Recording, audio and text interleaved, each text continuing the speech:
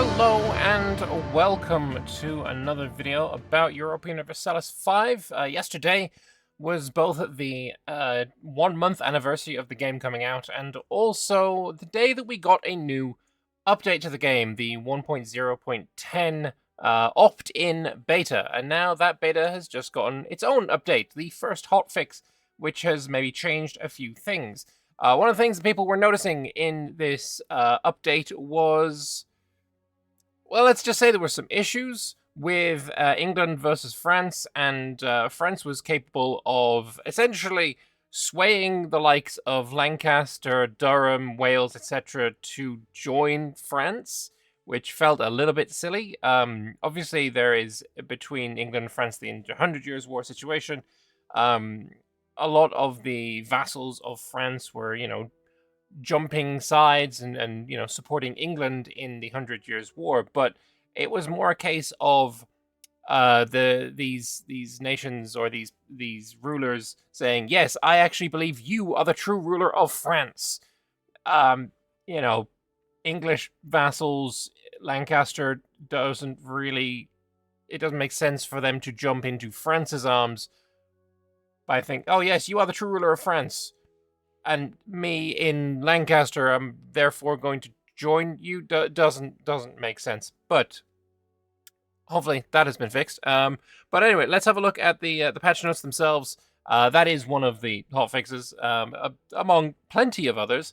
And I think there's also some like duplicate stuff going on in here. I've seen stuff like this was already in the main 1.0.10 update, so I'm not sure if that should be there. But either way, let's have a look at some of these hotfixes, see if we can see any super interesting things. And before you ask, no, the Rivers map mode, it is still kill. It is unfortunate they have decided to just remove the Rivers map mode, which I really disagree with. I think the Rivers map mode is kind of useful. But actually, before we go into the patch notes, I will give you a little bit of a fix for that. As you can see, I am using mods in this campaign. There are 2 mods enabled that I currently have. One of them is just enhanced graphics, because I quite like having, a bit more of a detailed border. Really nice mod. I quite like the look of it. The second mod, though, re-adds the Rivers map mode. It's brilliant. Among other things, but one thing that it also allows you to do is still get achievements. This is kind of important. I can now get Rivers map mode in 1.0.10 with achievements. It's fantastic. It also changes the roads map mode to show rivers on it, which is also incredible. And the mod I will leave in the description below, but also it is right here. It's called the Better Road Builder. It is achievement compatible, and it is also safe to load your old saves that don't have it with it. And I mean, it's very, very useful. I very highly recommend it, and I hope that Paradox kind of just implements it wholesale, because it works really, really nicely. But anyway, with that out of the way, let's actually have a look at some of the other changes that are coming in this update. Allowing you to choose a leader for created subjects. For fiefdoms, that doesn't make any sense. I assume this is for vassals and for colonies, and I feel like that's just maybe a bug that was in the game, because, you've always been able to do this. Maybe 1.0.10 broke that or something. This one, though, increase the impact of opinion on subject loyalty by 50%. That is actually really, really important. Really, kind of rolling back some of the really harshest nerfs that the centralization versus decentralization change brought in.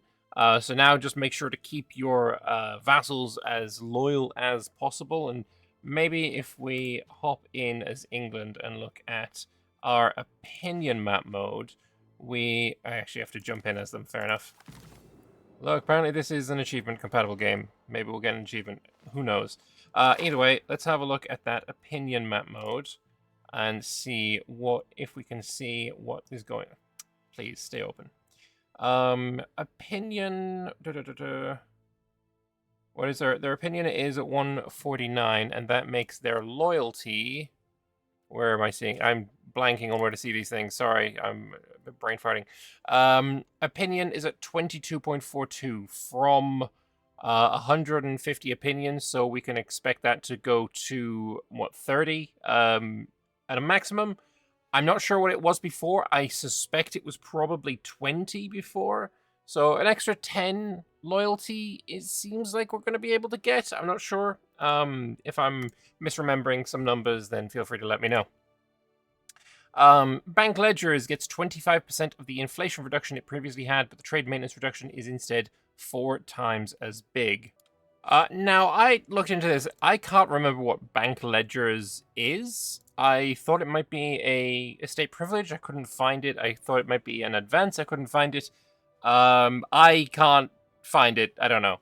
But trade maintenance is it's now a bigger thing than it was before. So reducing it 4 times as big, it feels like an estate privilege, but I couldn't find it when I was just checking with England here. It sounds like a burger privilege, and maybe it's something that's coming later, but I don't see it here at all. So let me know. Is it maybe treasury rights that he's talking about? There's bank interest, but there's no trade maintenance, so I don't know. Let me know if you guys know what that one is. I'd be interested to know. Province starvation status will now update. Nice, okay. Fix disease outbreaks that were never ending. Good, nice little bug fix there. Hussite Wars event. Jan Zalewski's congregation will not occur if Bohemia is neither Catholic nor Hussite. What they could be other than those, I don't know. I guess people are flipping to Orthodox or bloody Shinto or something. I don't know. Defection action during the 100 Years' War situation is only available for subjects of either side of the European continent. What?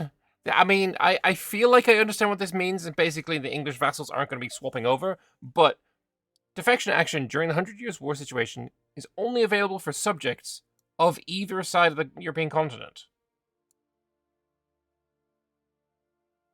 This is worded so strangely. Let's unpause so that we can... Actually, I did absolutely get an achievement. Let's have the 100 Years' War situation start. I would like to see what's going on here with that. Do the book option, and then we will get Crown of France, blah, blah, blah. All right. Defection option, I think that's actually one of the options that the vassals can do. I mean, we can also influence French subjects. Procure core claim, Okay, how am I supposed to get them to join me? Anyway, let's, I'm going to pause, and I'm going to actually load up as, like, Flanders, maybe, and we'll see what happens there. Okay, so first off, I load up as Flanders, and I got this event. I think this is just the event that I saw when I played as England. Nice, whatever. Let us open, let's also pause. Attempt defection. Costs you 10 legitimacy, and then England gets the event Flanders wishes to defect. Okay. Let's see what is going on there. You can just straight up become a vassal of England.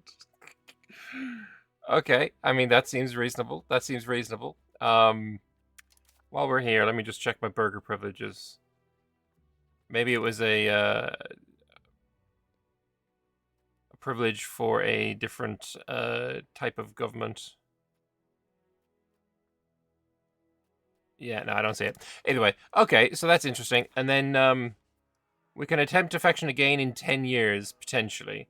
Betray our allegiance. Okay, so that's interesting. I wonder how common that is going to be for the AI. That's like the big thing, really.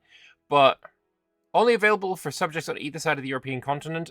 Does this potentially mean that if you, as France, got vassals in, like, Africa, then they can't defect?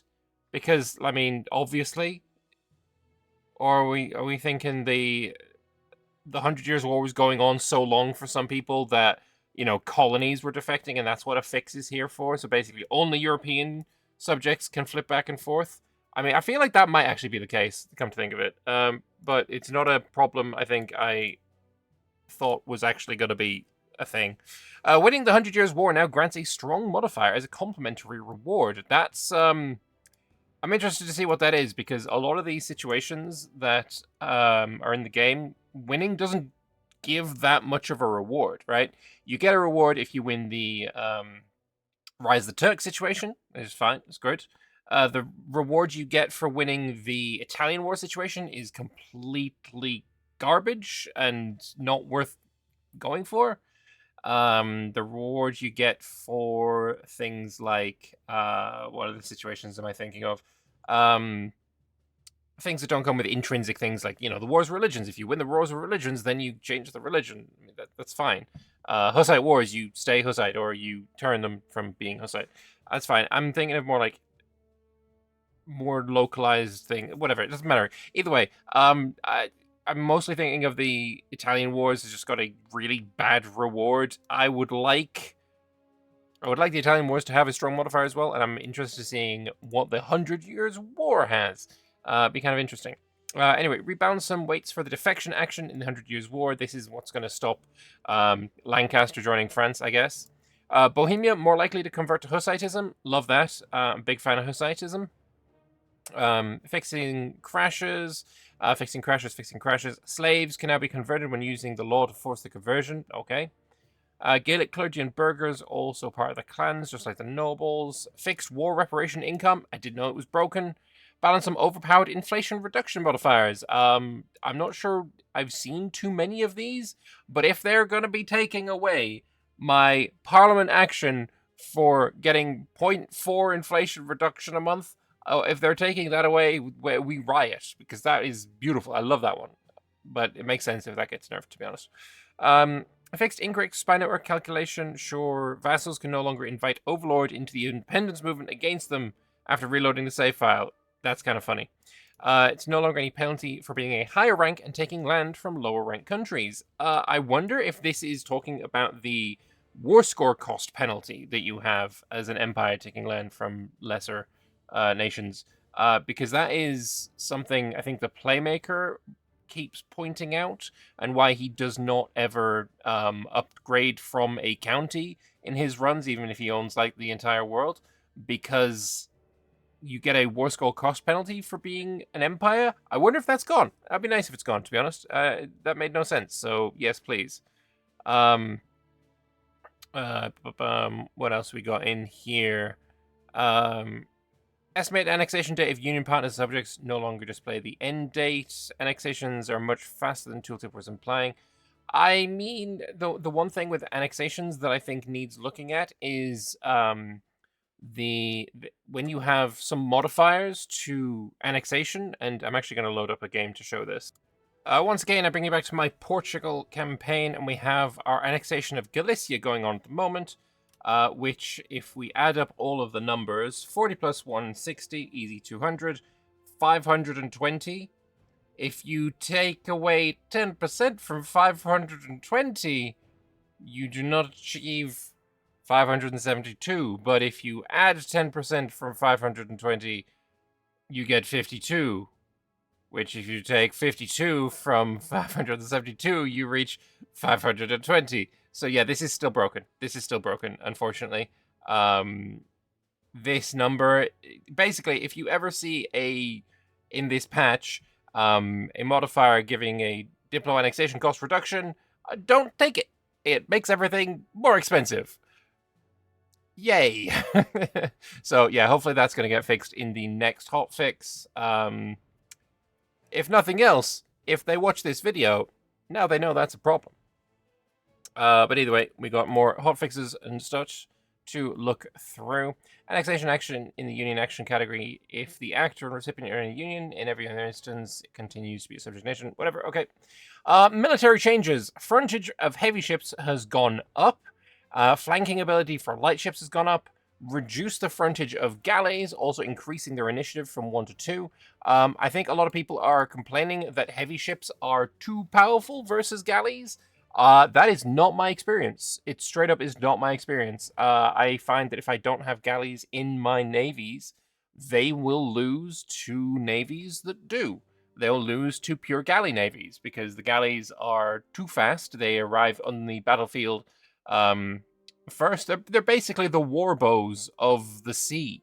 And then when your heavy plated knights or galleons, your heavy ships, arrive, they're arriving piecemeal one at a time, and the galleys are just peppering them and firing at you know, firing with full effect. And yeah, no, maybe this is going to make navies a bit more interesting, but I generally didn't see galleys as being underpowered as other people had done. So yeah, Merc Leader is no longer part of the court.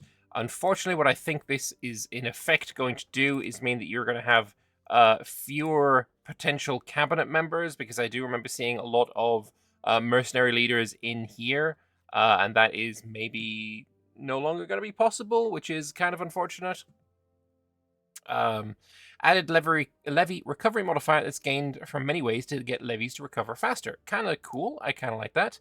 Expected army size has been tweaked to scale better over time.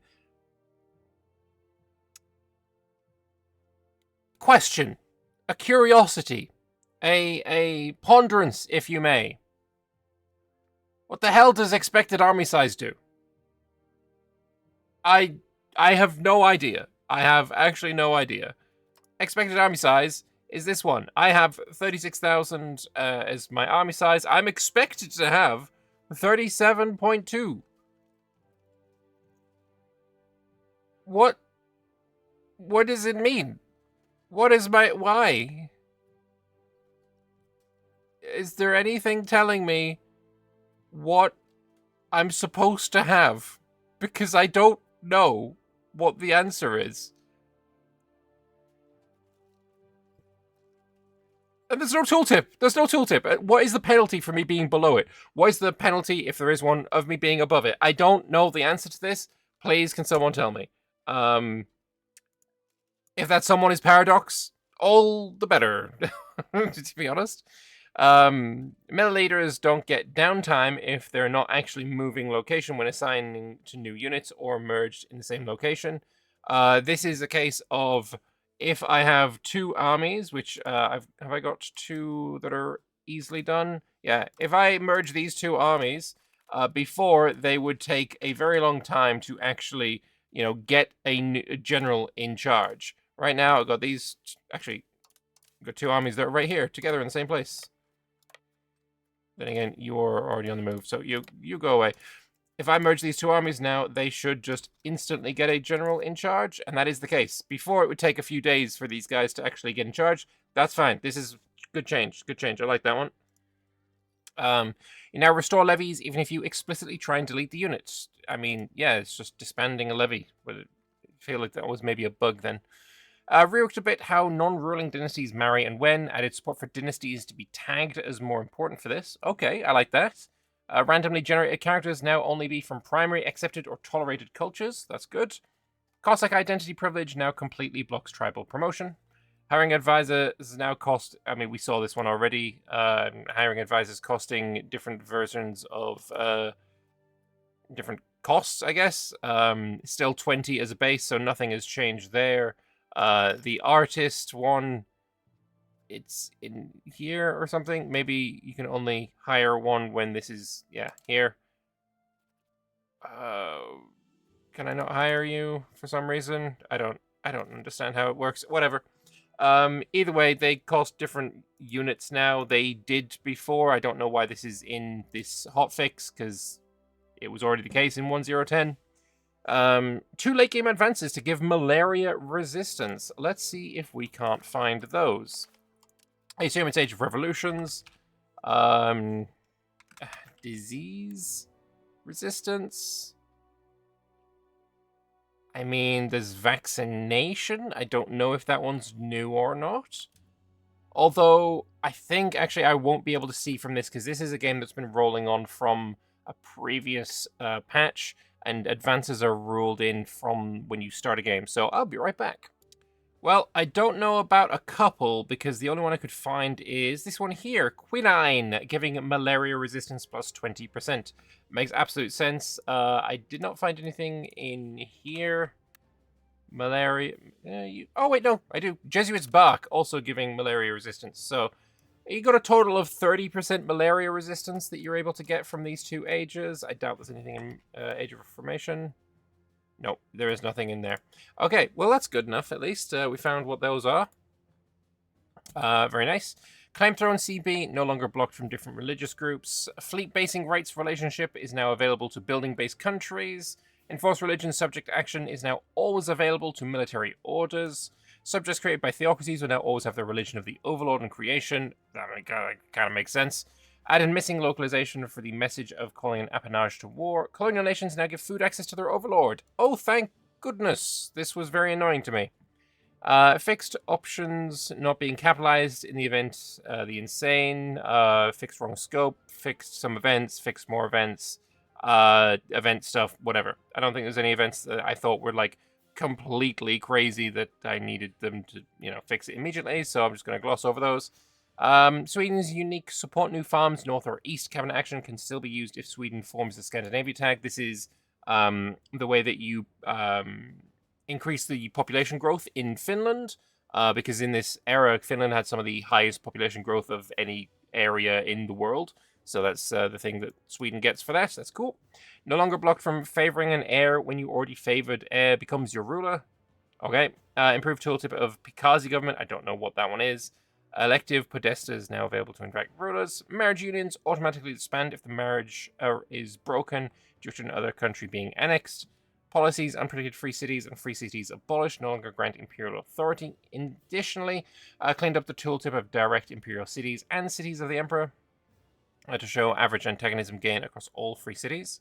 Fixed display of number of celestial governors of Middle Kingdom and made the emperor despise the very idea of even proposing the Holy Roman figurehead policy. Absolutely beautiful, fantastic.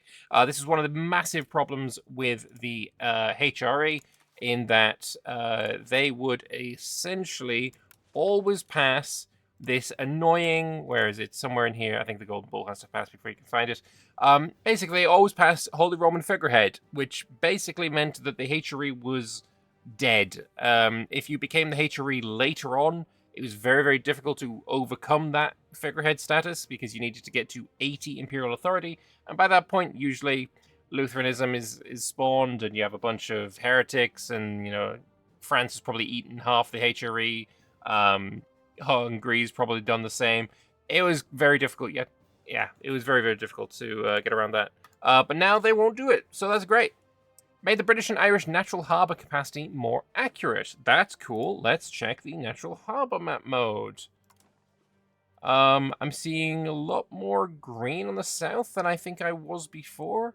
I will say I think maybe like Newcastle should potentially have a little bit better than that. 50% actually is not bad. 50% is pretty good, because considering it doesn't have a wharf, doesn't have a dock, doesn't have anything of the kind. So honestly, this is actually looking really, really good. Portsmouth especially got massive buff. I'm pretty sure that wasn't the case before. Poole as well, very nice. Plymouth, very nice. This is a really good buff to England for sure. Let's see. Fix the birth date of Gonkamin of Goryeo. Fix starting heir selection for Florence. Rosenborg dynasty is now known as the Rosenberger in Czech instead of Rosenberg. Rewrote many calculations for the 100 Years' War actions. Good. AI is now better at using them as well. French AI will make a more informed decision in the influence of subject event. And no longer... Also, these actions no longer cost ducats. They now cost legitimacy. Cool, we're never using them then. Like, legitimacy is not a cost that I will throw around readily. Like, this is not a resource that I'm happy to just throw away.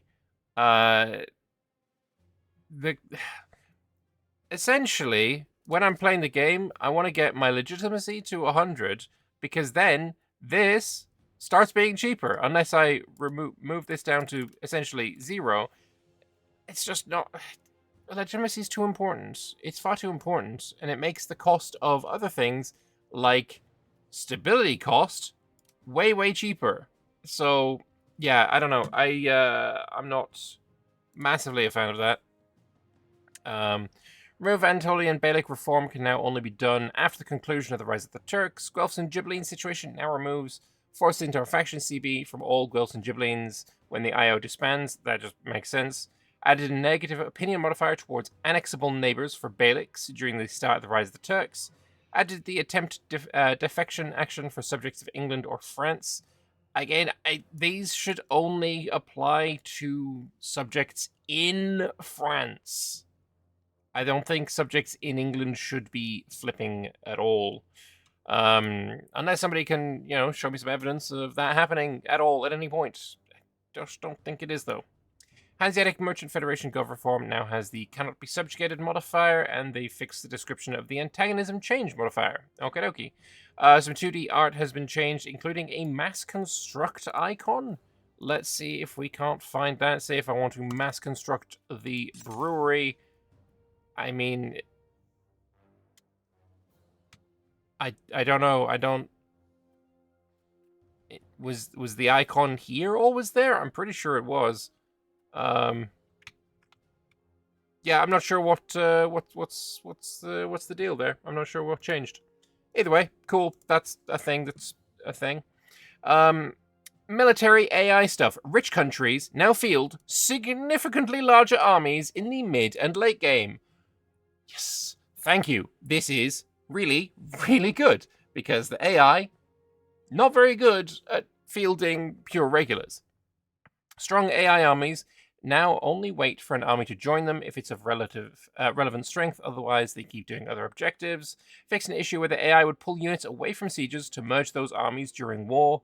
Good. I've seen plenty of sieges at positive numbers to fall that just stop to go do something else. That might fix that. AI is now more reluctant to reassign units to a different objective based on how long the unit has been part of a siege. AI now more responsive when it comes to assisting ongoing battles close to their armies. Good. Fix an issue where the AI armies could get stuck waiting to attack a target indefinitely due to mismatched strength checks regarding attached units. Essentially, the big one here, though, is more armies for rich countries. France goes from being the absolute behemoth of scariness to paper tiger as soon as the player is able to field a decently sized regular army. Hopefully, that is no longer going to be the case. So, yes, fantastic. Big fan of that. Also, they're more willing to spend more of their budget on the military in later ages. That's great. That's honestly super happy with this. I'm looking forward to seeing how it plays out. AI cabinet crackdown rebel action now only targets rebels with at least 30% progress. Honestly, player doesn't do it until it gets to 80%, in my opinion, or in my experience. That's where they should probably do it, in my opinion. Fixed an issue where the AI was sometimes forbidden to take land and peace deals, even if they had part of that province already. Yeah, that's a bit strange. Glad that's fixed. Hopefully we're going to get some less border-gory borders. Improved acceptance logic for taking over a colonial charter from debt. I've never managed to do that, but looking forward to trying it. Banking nations now use the renegotiate loan action. I don't know what that is because I've never played them. Some specific pop types can raise levies in the levy information tooltip. Shows which ones. Yep, that's good. Combined proximity costs for maritime into one value and added a breakdown tooltip to show more clearly the cost between maritime presence and cost due to lack of maritime presence. Let's see if we can't glean that info in here. Maritime presence cost. Maybe we're looking at a proximity cost tooltip that's changed.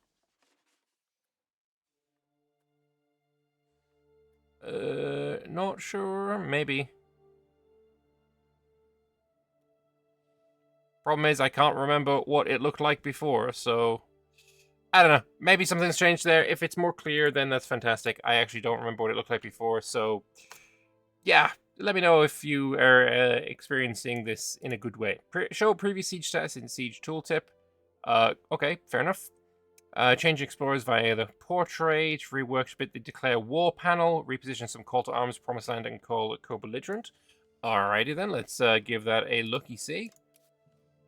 I don't have any allies. Maybe I can find an ally real quick. Friendly action. Offer alliance. Congratulations, you're my ally, you're my ally, you're my ally. Obviously, we're looking at France. Okay, this looks a bit weird. So there's the promised land, and there is the call to arms. Okay, I mean, That's not terrible. It feels a lot better, actually. That feels a lot better than it was before. So yeah, this is a good change, in my opinion. Increase the size of Change Explorer button, harmonized outliner pie charts and icons, improvements and additions to random generation of German, Dutch, Italian, and Polish dynasties, headers and truce pie chart to coalition tooltip. Ongoing trades will now show a distinctive icon when the trade is being inefficient for whatever reason. Furthermore, the trade tooltip will convey in clearer manner the reasons why the trade is inefficient, as well as provide a clear explanation of what trade inefficiency might be. Let's go make an inefficient trade. Let's see. I require in my London market some, I don't know, copper, and I'm going to import the copper from a place that is going to give me an inefficiency, like Krakow. There we go.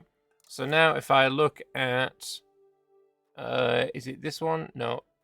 Do we have a new tooltip up here? No, okay. So now if I look at my current trades, is this showing a better... Activate at the end of the month. Fine, we'll go a month. We'll see what we get here. There we go. Inefficient trade. And then if I hover over this, does it tell me why? I mean, yeah, it does. I feel like that's a good enough breakdown of what is going on there. I, again, can't remember what it used to look like, so if that is different, better, worse, whatever, let me know in the comment section below. But yep, that's good. Distinctive icon. I feel like that was a distinctive icon. I don't know. I feel like maybe I've seen that before. I'm not sure. Updated, so the automation frame takes the full panel. Wait, what? Is that this? Nope. I don't know what the automation frame is. Sure, but that's changed. What else we got? Some effects that have been added, fixing a bug, made the is taking land argument in a drop antagonism bomb have no effect whatsoever. Sure, if this helps the AI, I guess maybe that's good. Some trigger changes, script changes. Dynasties are now capable of having modifiers that apply to all members of the dynasty. They can also have country modifiers, which are only applied to if any character of the dynasty is the ruler of a country. Curious to see what effects we have in there. Dynasties, cultures, and wars now inspectable objects in the in-game explorer. Some multiplayer desyncs and some miscellaneous crash fixes. Good stuff. I think, of course, the big thing here is the military change. Is the AI now going to be more capable of fielding larger armies than they currently are? Because right now they just kind of aren't. After a certain point, the player is just objectively better with their army because they've managed to get a full single regular stack, and that is apparently enough.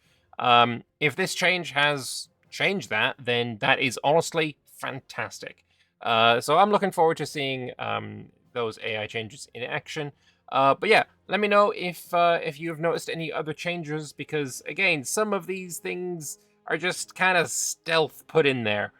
Like the lack of rivers map mode was a little bit stealthy, and I think maybe it was stealthy because they knew people would riot if they were, very clear about it. But either way, let me know your thoughts in the comment section below. I'd be always happy to hear them.